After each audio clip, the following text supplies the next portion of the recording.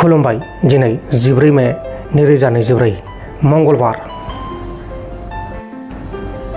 दिल्लीनि भारतनगर ओनसोलाव सासे सेंग्राया गावनि फंबायनि नांलाय खमलाय खालामनायाव गेजेराव हाबसननायाव फंबायजों नांलाय खमलाय खालामनाय मानसिफोरा बिदाखौ बुथारदों। फंबायजों मानसिफोरा क्रिकेट गेलेनाय समाव नांलाय खमलाय खालामदोंमोन। बेहायनो बिदाया बासायनो बा गावखौ फंबायखौ रैखा खालामनो थाखाय थांदोंमोन। बेहायनो बे जाथाया जादों।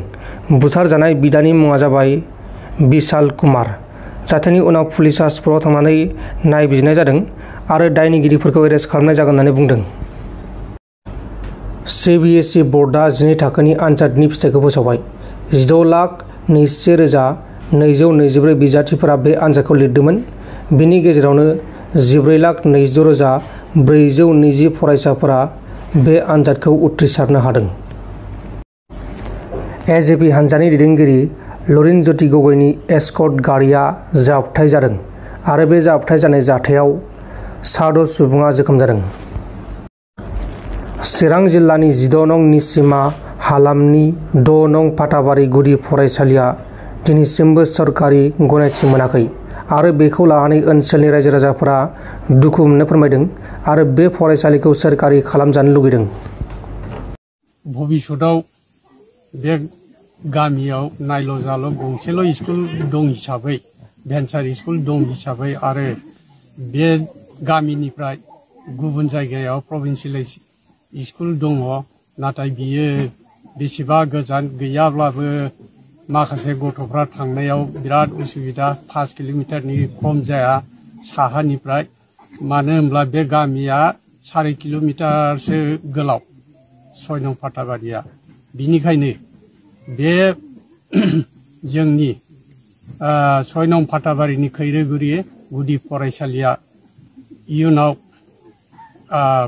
प्रभिन्सियेलाइज जायोब्ला बे जायगानि गथ'फ्रा गोजौ थाखोआव थांनो हागोन, बेखौ मिजिं थियो। बेसेबां सनाव नोंथांमोना नैबे भेन्सार स्कुलखौ एस्टाब्लिश खालामनाय जायो? बियो 1982 सनाव इस्टाब्लिश जादोंमोन। आथिखालाव सोलिबाय थानाय एनरलमेन्टआ साबेसे दङ? 33 दं। 33। दा सोलिफु सरकारखौ नोंथाङा मा खावलायनो सानो? सोलिफुबाय थानाय सरकारा जाहाथे बे जायगानि रायजो राजा आरो बे गामिनि रायजो राजानि उन्दै उन्दै गथ'साफोरनि भबिष्यतनि थाखाय सरकारि खालामोब्ला जोबोद गाहाम जागोन होननानै आं मिजिंथियो। दा जोंनि हेडमास्टारा खोन्थाथिलांबाय जोंनि बे स्कुला 1982आव बे गायसनजानायमोन। बिनि गेजेराव सोलिबोनानै दिनैसिमहालागैबो बे जोंनि स्कुला दासिमबो जोङो प्रभिन्सियेलाइज जानो हायाखै आरो जोंनि एरिया बिराद गोजान।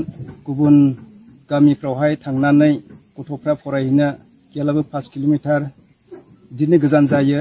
गथ'फ्रा थांनो बिराद खस्थ' मोनो आरो जोंनि बे गामियाव दुखिया गरिब गोजाजोब आरो बिनिखायनो जोङो बे गथ'फोरनि गासैबो माखासे हाल सालफ्रा बिराद खस्थ'नि गेजेरजों भुगिनांनानै दङ। बिनिखायनो दानि बे सोलिबाय थानाय जाय बिटिआर सरकार, दा सारमोनखौ आङो गामिनि जानानै गामिनि गावबुरा जानानै जाहाथे जोंनि बे स्कुल गरिब जायगाखौ अनखांहरनो आरो बेखौहाय नायसननो आरो बेखौ बे स्कुलखौ प्रभिन्सियेलाइज खालामनानै होयोब्ला जोबोद गोजोननाय मोनगौ होननानै आं सारमोनखौ आङो खावलायनो थाबाय। नोंथांमोन दिनैनि खौरांफोरा बेखिनिल'मोन। बेखिनिसिम नायनायनि थाखाय नोंथांमोननिसिम रोजा रोजा साबायखर।